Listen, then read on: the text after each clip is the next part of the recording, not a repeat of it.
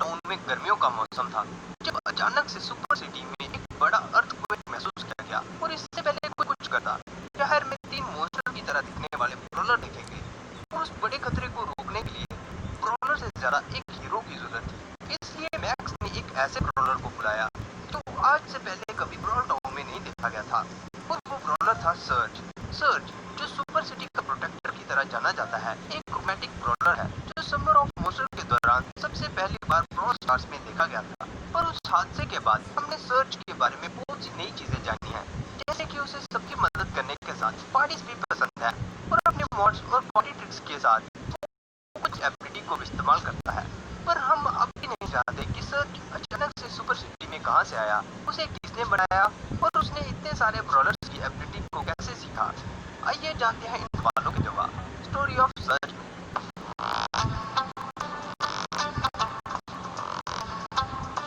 इससे पहले कि मैं आज की कहानी शुरू करूं, अगर आपको ऐसे ही मजा चलो शुरू करते हैं।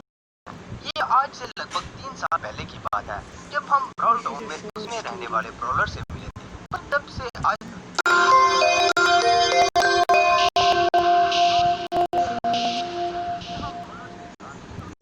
भी रहते हैं।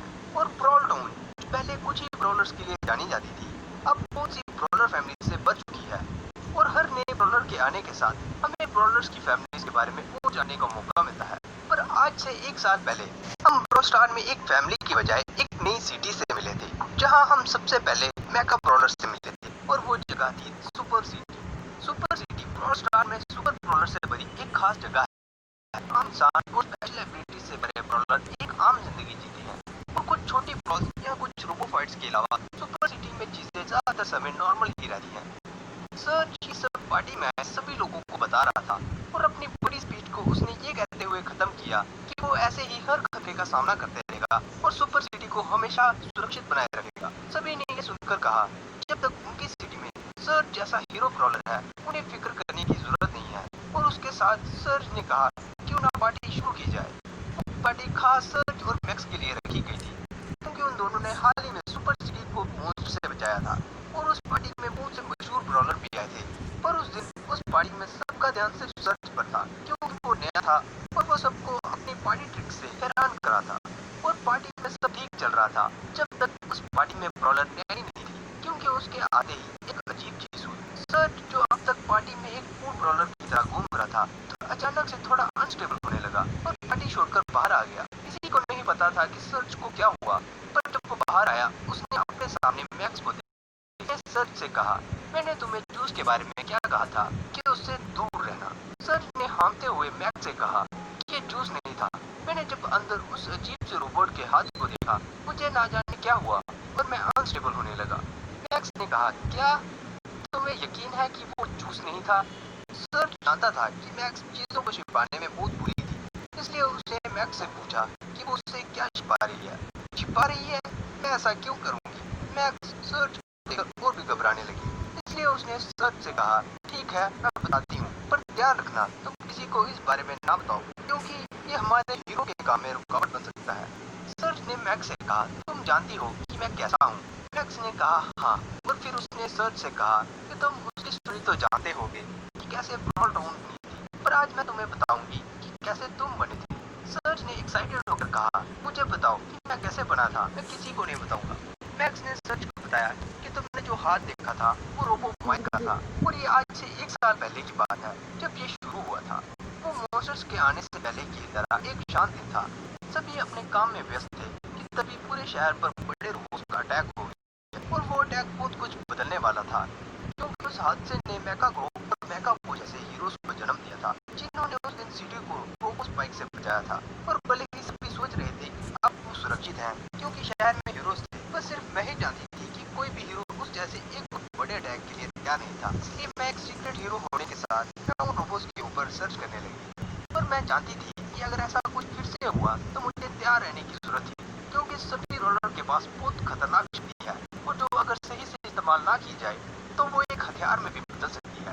इसलिए मैंने फैसला लिया कि मैं कुछ ऐसा बनाऊंगी जो सभी रोलर्स की एबिलिटी को हरा सके। पर ऐसा करने के लिए मुझे उनकी एबिलिटीज को समझने की जरूरत थी, इसलिए मैंने एक रोबोट बनाया जो ब्रॉलर्स की तरह अटैक करता था और उस रोबो को मैंने ट्रेन करना शुरू कर दिया। मैंने उसे स्पाई के अटैक से लेकर जैकी के अर्थक्वेक तक सब कुछ सिखाया।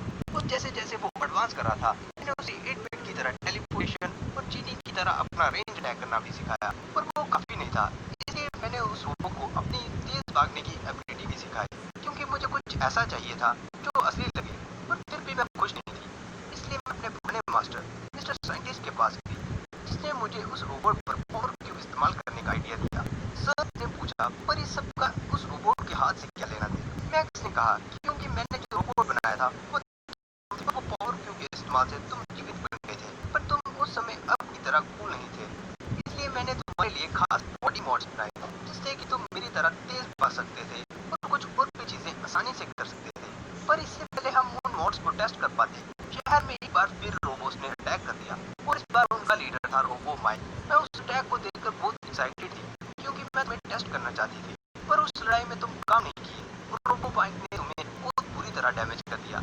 और उस दिन अगर मेगा हीरोज नहीं होते तो तुम शायद बचते भी नहीं। लेकिन उस दिन उस हादसे ने मुझे एक सबक सिखाया कि तुम तैयार नहीं थे, इसलिए मैं तुम्हें अंडरग्राउंड ले गई, और पावर क्यूब की बजाय मैंने तुम्हें लंबे समय तक खास लिक्विड पावर क्यूब का जूस दिया, ताकि तुम अगले खतरे के लिए तैयार हो सको। और लगभग 1 साल बाद जब इस बार मॉन्स्टर्स ने अटैक किया, तुम पहले से स्ट्रॉन्ग थे, और क्योंकि वो जूस अब तुम्हारे पूरे शरीर में फैल गया था, तुम पहले से भी ज्यादा जिंदगी से भरे हुए थे। और हर दिन जब तुम बैटल में जाते हो, तुम पहले से भी ज्यादा स्ट्रॉन्ग बन रहे हो, और शायद अपने जूस की मदद से तुम अपनी एक अलग तरह की एबिलिटी सीख जाओ। और तब तब तुम्हें फिक्र करने की जरूरत नहीं है, क्योंकि तुम अब सिर्फ एक प्रोटेक्टर ही नहीं हो, तुम सर्च हो, प्रोटेक्टर सुपर सिटी। मैक्स ने ये बताने के बाद कहा कि मैं जानती हूँ कि तुम अभी अपनी नींद से जागी हो, और तुम सब कुछ जानना चाहते हो जो भी अब तक हुआ था।